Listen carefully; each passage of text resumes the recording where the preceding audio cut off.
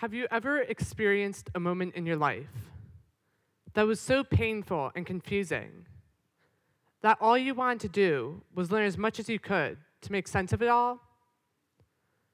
When I was 13, a close family friend passed from pancreatic cancer. When the disease hit so close to home, I knew I needed to learn more. So I went online to find answers.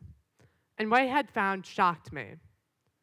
Over 85% of all pancreatic cancers are diagnosed late, when someone has less than a 2% chance of survival. Why are we so bad at detecting pancreatic cancer? The reason? Our current modern medicine is a 60-year-old technique. I mean, that's older than my dad. But also, it costs $800 per test and is grossly inaccurate, missing 30% of all pancreatic cancers. Your doctor would have to be ridiculously suspicious that you have the cancer in order to give you this test. Learning this, I was sure there had to be a better way. So I looked up what a sensor for pancreatic cancer would have to look like to be effective. Sensor would have to be inexpensive, rapid, simple, sensitive, selective, and minimally invasive. Now, there's a reason why we haven't updated our sensor for pancreatic cancer in over 6 decades. And that's because when we're looking for these cancers, we're looking at your bloodstream, particularly for these tiny differences in this amount of protein in your bloodstream. And that sounds really straightforward, but it's anything but. Because essentially, you have all these liters and liters of blood that's already abundant in protein. But also, there's such a tiny amount of this one particular protein, and it changes just by the tiniest bit, that's next to impossible. It's like trying to find a needle in a stack of nearly identical needles. However, undeterred due to my teenage optimism, or how I call it, ignorance in some cases, I went to my best friends for knowledge, and any high schooler's best friends for knowledge, Google and Wikipedia, how I get through every high school test and quiz. And essentially, I found a database of over 8,000 different proteins that you have when you have these different cancers.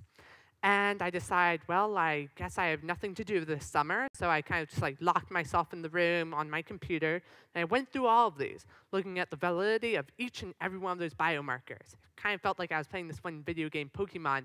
Instead of catching them all, I had to research them all. And on the 4,000th try, when I was seriously doubting my potential for any future social interaction ever, I finally found a protein. The name of it was called mesothelin, and it's just your ordinary run-of-the-mill type protein, unless you have pancreatic, ovarian, and lung cancer, in which case it's found at these very high levels in your bloodstream.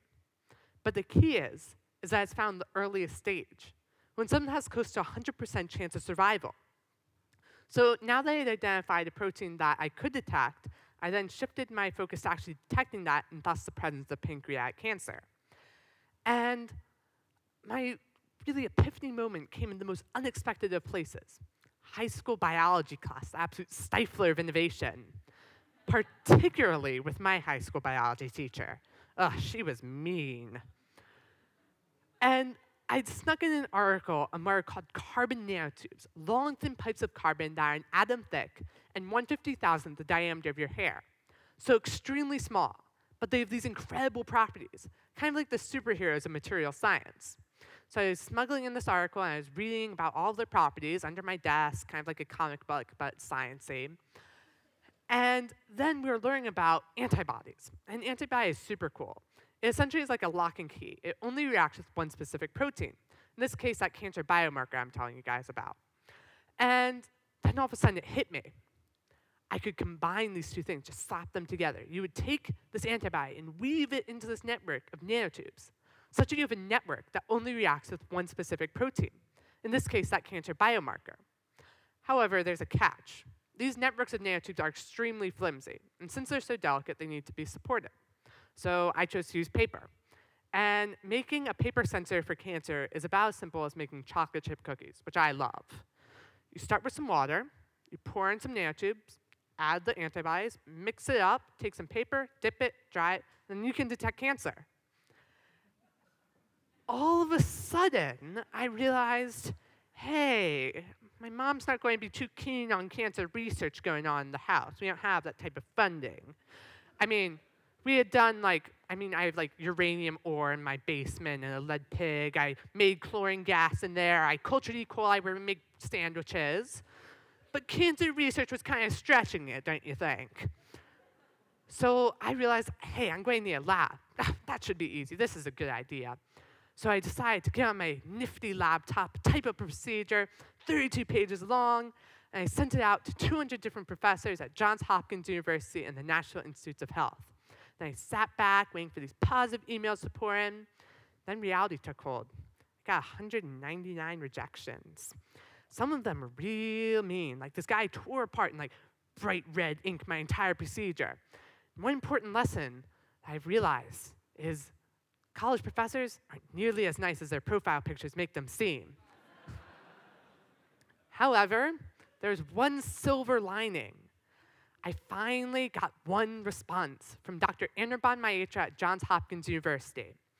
And I go in for this big interview with 500 plus journal articles of knowledge crammed to my head. I'd kind of crash studied the night before. Go in, and I sit down, and he's like, oh, so tell me your name and what you do. And I tell him all that, and I'm like, oh, standard interview, it should be easy. No, it turned into an interrogation. This guy came prepared with some questions and stuff. He knew what he was talking about. Then he was an MD. But essentially, he called in 28 PhDs from all around the lab, forced them into this tiny room that was about as big as a circle. I felt like I was in a clown car or something. It was really hot in there since it was August. And after an hour's worth of interrogation and sweating it out, I finally got the lab space I needed. And then as soon as I started, I realized I have no clue what I'm doing. I screwed up everything. I sneezed in the cells. I blew them up in the centrifuge. I screwed up a procedure 80 times. I was just like, geez, I'm really hopeless at this.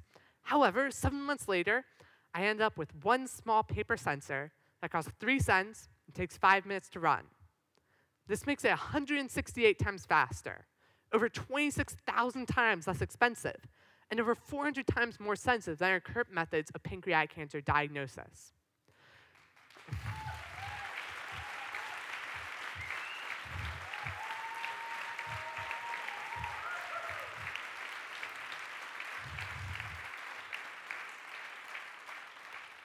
But also, so far, it's close to 100% accurate at detecting cancer and can detect it in the earliest stage, when someone has close to 100% chance of survival.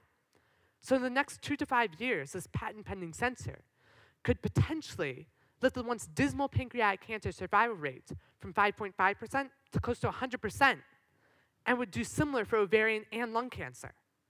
But it wouldn't stop there.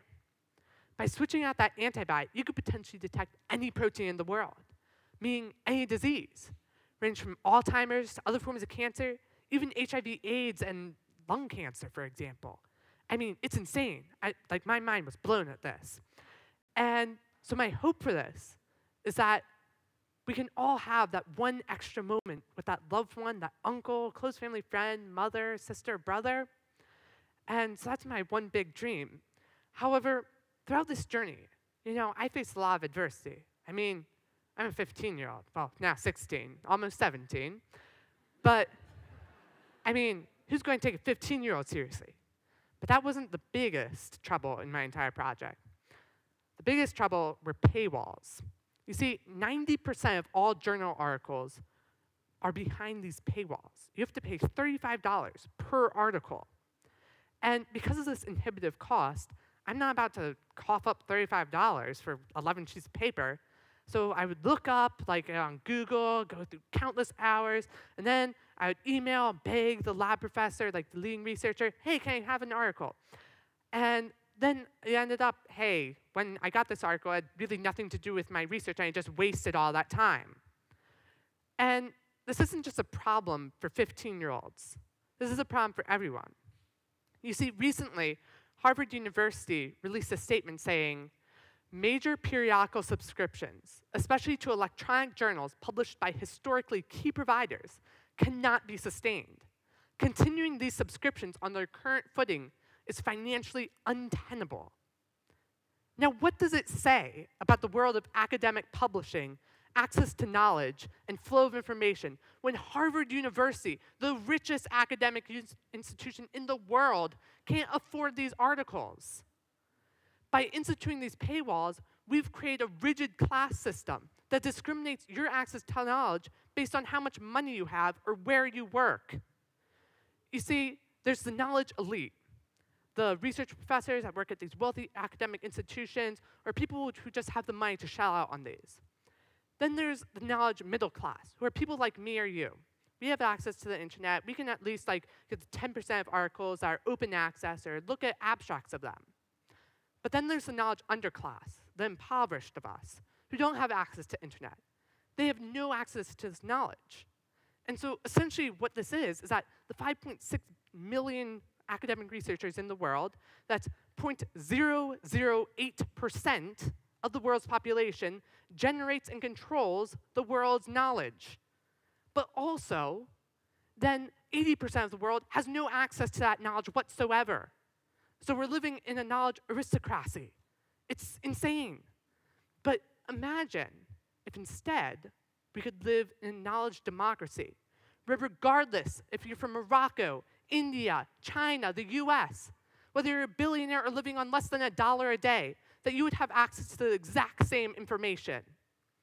We must abolish these middle and underclasses because everyone has access, should have the access to knowledge. Science is not a luxury, and knowledge should not be a commodity. It should be a basic human right.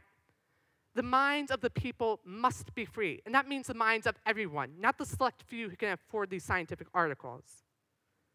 So,